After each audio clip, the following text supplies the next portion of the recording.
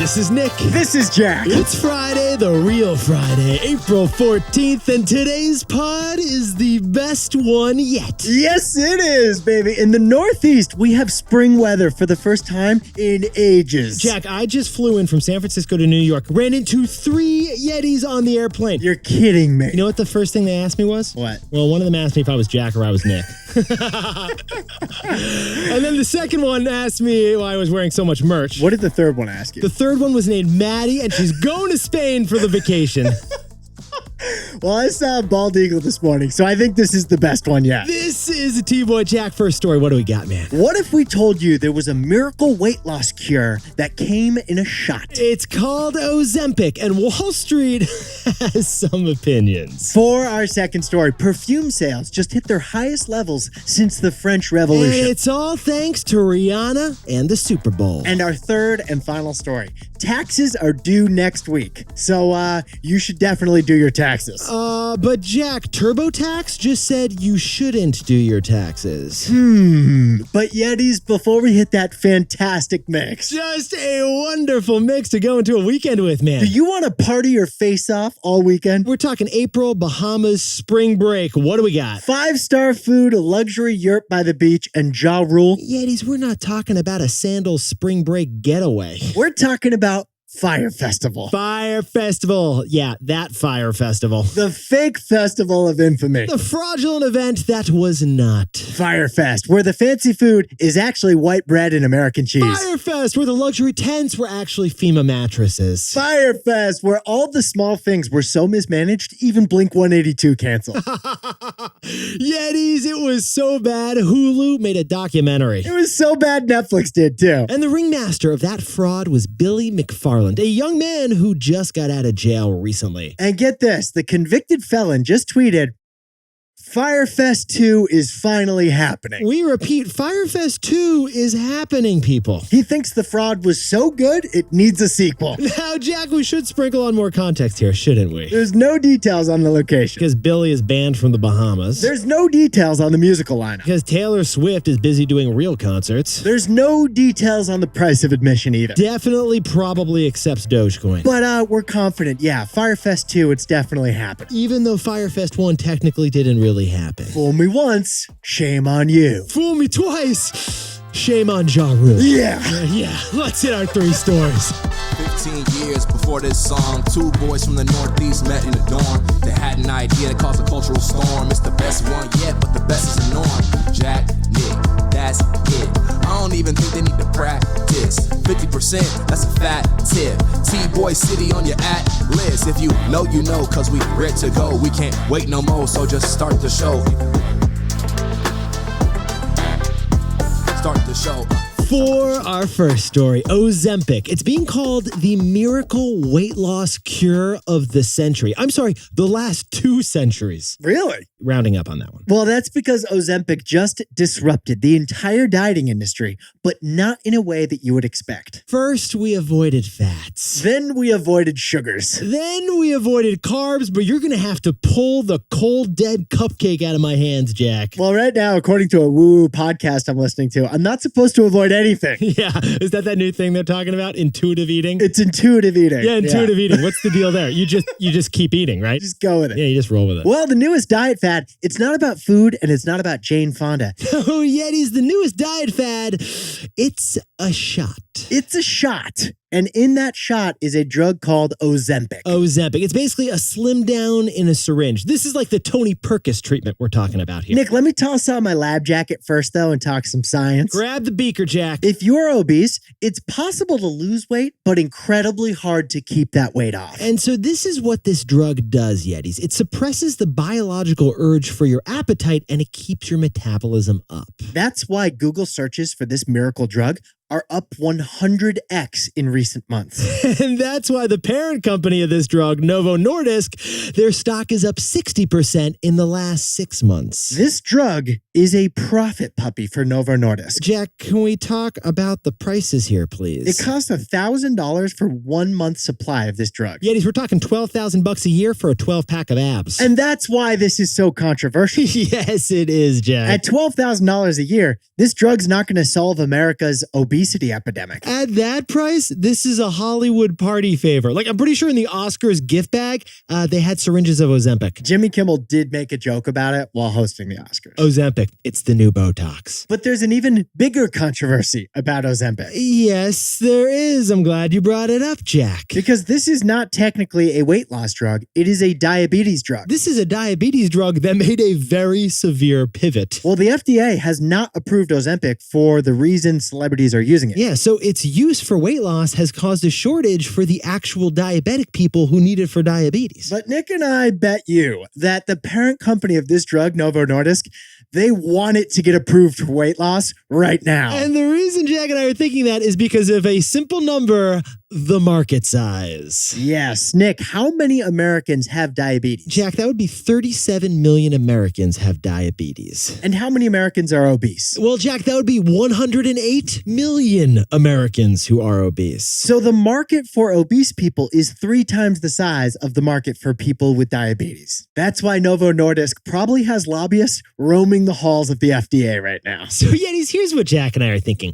If you are, let's say, Weight Watchers, you must be pretty concerned about this Ozempic, right, Jack? Yeah, if Ozempic gets FDA approval for weight loss, that's an existential threat to Weight Watchers. I mean, Yetis, we just told you, Weight Watchers and the whole diet industry, it's focused on 2 things, food and fitness, the 2 biceps of dieting. This shot would make all of that a moot point, right? This Ozempic shot is the biggest disruption to fitness since the shake weight. Which led to this shocking surprise. Get this, Weight Watchers stock isn't down because of Ozempic. Weight Watchers stock surged 75% this week. Because of Ozempic. It feels like a takeaway moment. So, Jack, what's the takeaway for our buddies over at Ozempic? Whenever there is a challenge, there's also an opportunity. All right, Yetis, full disclosure, that's not our takeaway. That's actually the words of the Dalai Lama. Yeah, it's also, though, the words of Weight Watchers CEO right now. Yeah, because instead of fighting these obesity drugs, Weight Watchers is strategically using them for their advantage. Weight Watchers sees this medical breakthrough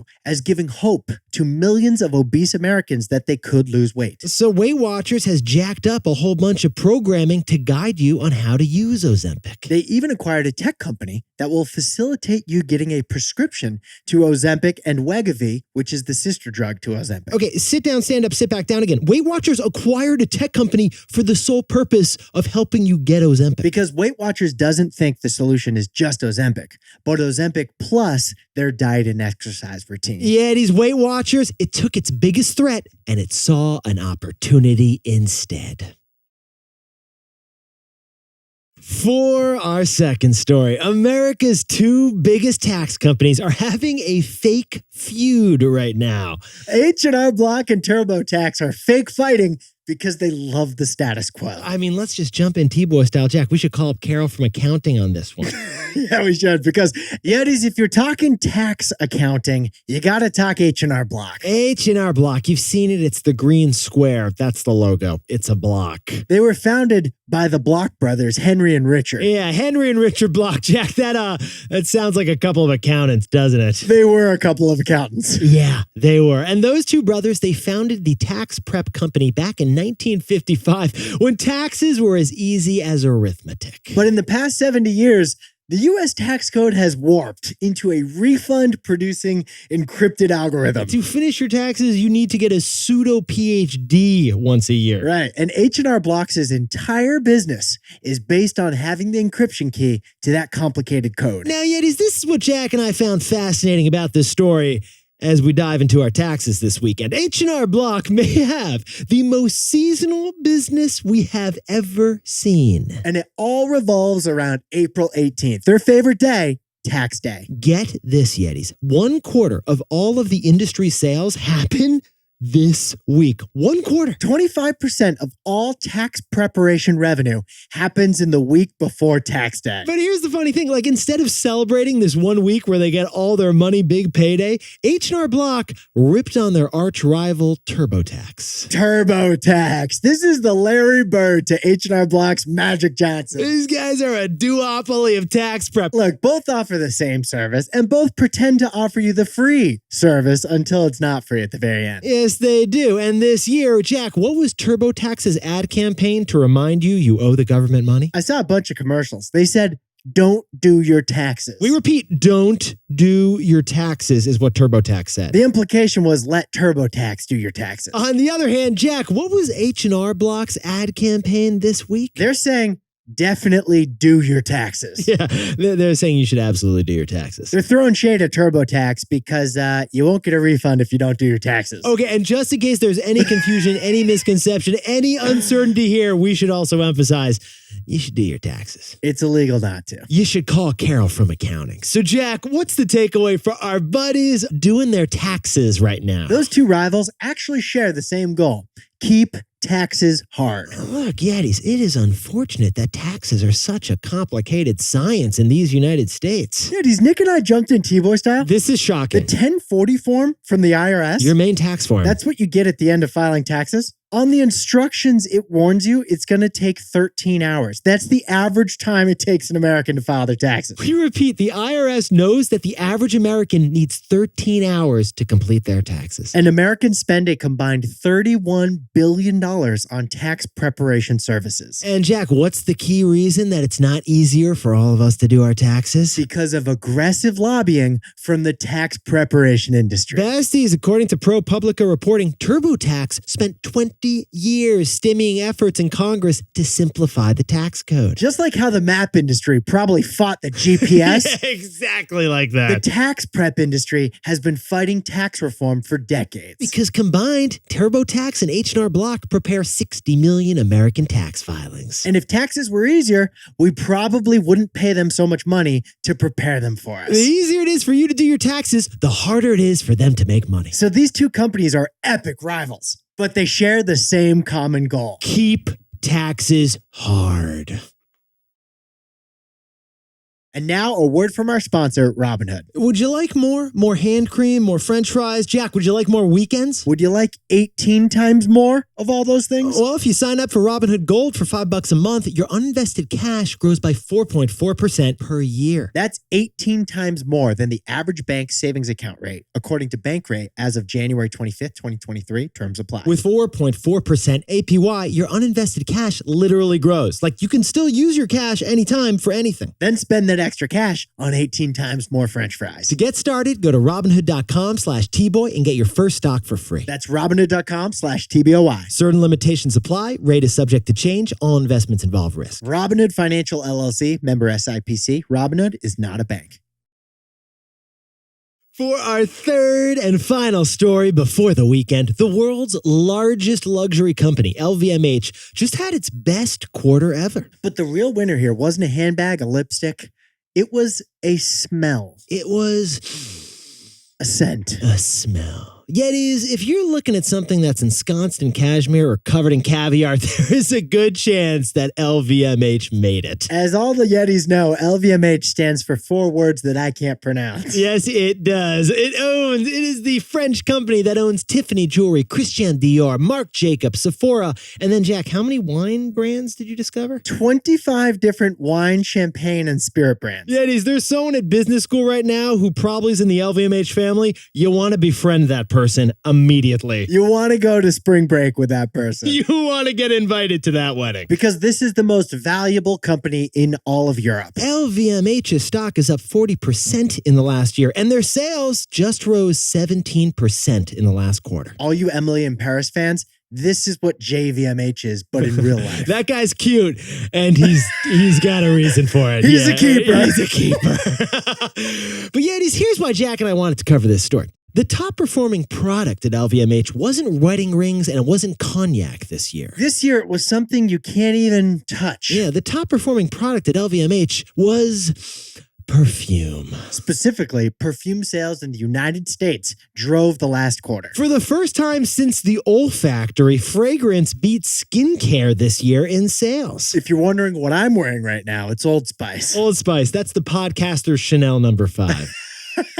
Now, if you're wondering who is to thank for this fragrance resurgence at LVMH, Who is it, Jack? it's Rihanna. Yeah, it's bad girl Riri. Because Jack and I jumped in T-Boy style, a whole part of the earnings call with LVMH was dedicated to Rihanna and the Super Bowl. Remember the halftime show? Rihanna didn't just reveal her baby bump to the world, she also revealed her Fenty brand. Remember, in the middle of the halftime show, she started doing like her makeup for like a moment with her Fenty brand makeup. Fenty Beauty is backed by LVMH. Yes, it is. And it turns out that searches for the Fenty brand surged 833% during that halftime performance. According to LVMH, bad girl Riri followers doused themselves in Fenty's eau de perfume in the past 3 months. And here's the shocking thing. That actually reflects a broader perfume trend. In this post-ish pandemic era, we're all seeing people more and we're all caring about how we smell again. We're caring a lot extra about how we smell. And that's why perfume sales at Mont Blanc,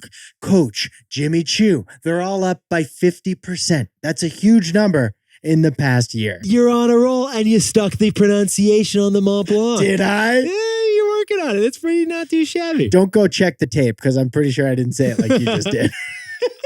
So, Jack, what's je suis takeaway for our buddies over in the fragrance industry? Perfumes are the ultimate storytelling product. Yeti's funny thing Jack and I were thinking about. LVMH is the most iconic company on earth for material goods, physical things. You want to see them so you can show them off. And yet perfume is the least material good.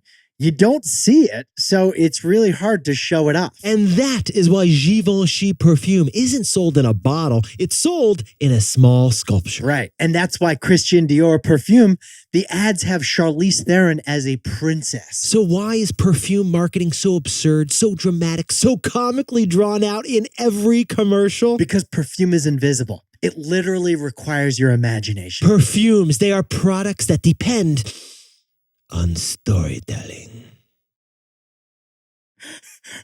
I'm a little nervous about that last line, but I think we should keep it. Jack, can you whip up the takeaways for us for the real Friday? Ozempic is the controversial drug heralded as the miracle weight loss cure. But Weight Watchers stock is up because, like the Dalai Lama said, in every challenge is an opportunity. For our second story, H&R Block slapped back at TurboTax with their Don't Do Your Taxes campaign. But here's the thing. These two rivals share a common goal. Keep taxes hard. And our third and final story is LVMH. Their booming earnings were driven by perfume sales. Perfume! It is the product most dependent on storytelling. Now, time for the best fact yet. This one sent in by Yeti Molly Brown from lovely Nashville, Tennessee. Push and play. Here we go. Molly Brown here with the best fact yet. This Saturday marks the 111th anniversary of the most infamous ship sinking in history, the Titanic.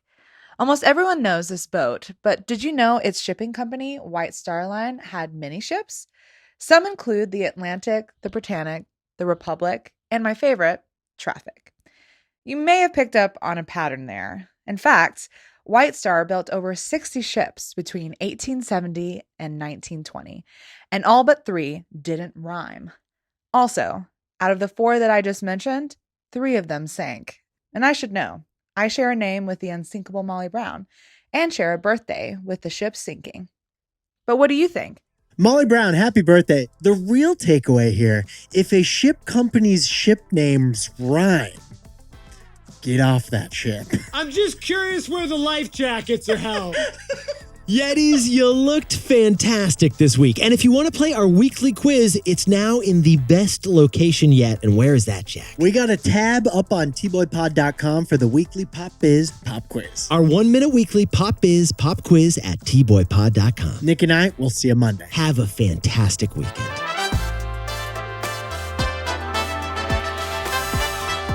And before we go, congratulations to Yeti Tony Nash from Buffalo, who's celebrating a birthday by returning from military deployment on the very same day. Lindsay could not be happier. The legendary Yeti, Tony Nash. And congratulations to Maddie from the Bay Area, who I ran into at SFO and is celebrating a birthday over in Spain. And good luck to Caroline and Miranda, seniors at University of Indiana, who are running a half marathon. Or one combined marathon. And Angel and Lila Cito are getting married down in Cancun. And congratulations to Diego and Aeneas, who just had their first baby Yeti, Ania, in Tempe, Arizona. And hey, Victor and Rosa Martinez Serrano enjoy that 5-year anniversary over in California. Congratulations to Gloria Jasso and Ace, who just got engaged in Glendale Heights, Illinois. And Jenny Lau and Wes Yang also got engaged in Vegas, and they've been T-boying since they first met. And good luck to Tomas Baggio, a big Yeti out in Hawaii,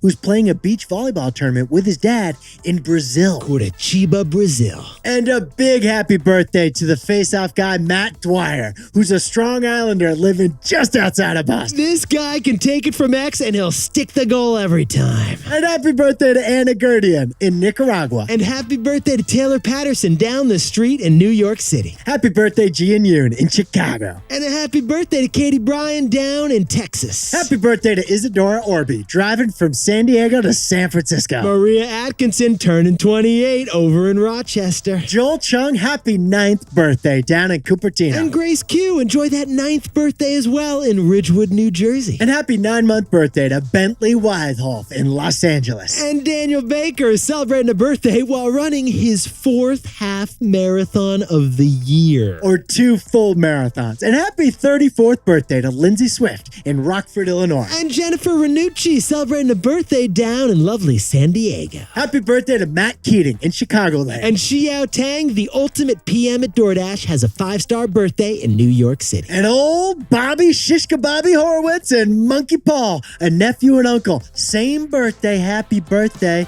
in Big Maryland. This is Jack. I own stock of Netflix, and Nick and I both own stock of Robinhood. And now, a word from our sponsor, Robinhood. 1934, great year for our nerves. That's the year the FDIC got into the deposit insurance business. Since 1934, no depositor has lost a single penny of insured funds due to bank failure, according to the FDIC. That's why Robinhood has partnered with FDIC-insured banks to ease your nerves. Robinhood's Cash Sweep program protects your cash up to $1.5 million at FDIC-insured program banks. The same cash that could generate 4.4% APY with Robinhood Gold is also insured by Uncle Sam. Terms apply. To get started, go to Robinhood.com/TBOY and get your first stock for free. That's Robinhood.com/TBOY. Certain limitations apply. All investments involve risk. Robinhood Financial LLC, member SIPC. Robinhood is not a bank.